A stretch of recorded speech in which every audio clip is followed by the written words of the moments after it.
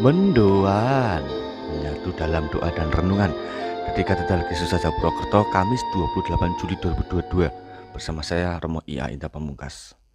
Saudari-saudara, selamat pagi, berkat dalam kasih karunia Tuhan menyertai kita melalui pagi hari ini. Maka mari kita tegapkan langkah menjalani hidup dengan bersemangat. Dan untuk itu kita awali aktivitas kita dengan merenungkan sabda Tuhan dari Injil Matius bab 13 ayat 47 sampai 53. Dalam nama Bapa dan Putra dan Roh Kudus. Amin. Tuhan bersamamu dan bersama rohmu. Inilah Injil suci menurut Matius. Dimuliakanlah Tuhan.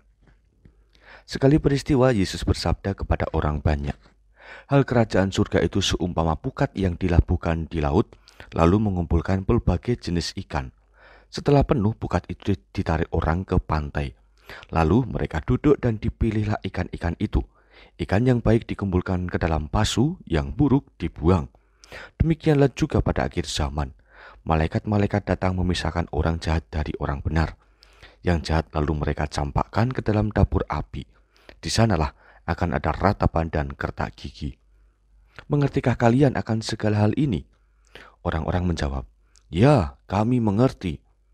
Maka bersabdalah Yesus kepada mereka, karena itu, setiap ahli Taurat yang menerima pelajaran dari hal kerajaan Allah seumpama seorang tuan rumah yang mengeluarkan harta yang baru dan yang lama dari perbendaraannya.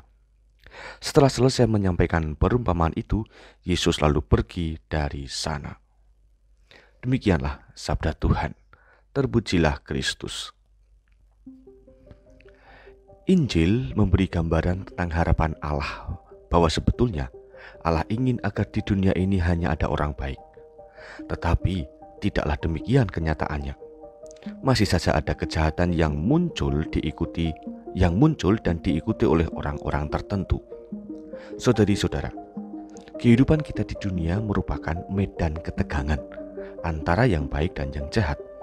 Setiap saat kita selalu dituntut memilih sesuatu, dan tentu keinginan kita harusnya selalu di pihak kebaikan, sebab kita mengenal tentang hukum kasih dan ajaran Yesus tentang mengasihi. Namun tidaklah mudah untuk menang dari godaan kejahatan.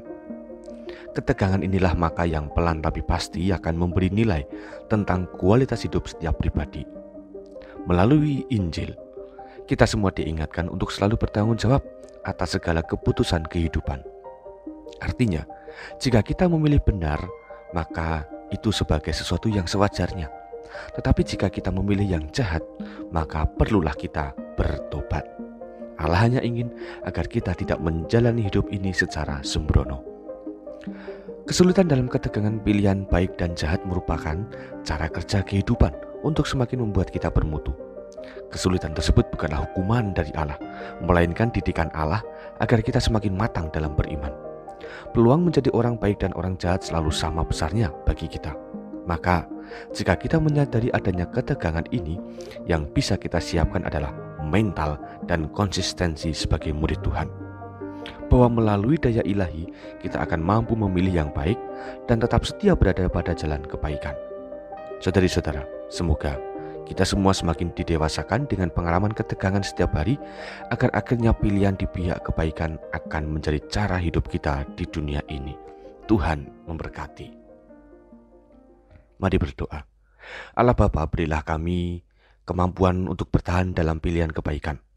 Persenjatailah kami dengan kuasa-Mu, sehingga kami semakin berkembang dalam cara hidup yang benar. Semoga dari hari ke hari kami semakin Kau memurnikan, sehingga tetap setia mengamalkan kasih dan ajaran-Mu. Demi Kristus Tuhan, pengantara kami. Amin. Tuhan bersamamu dan bersama rohmu.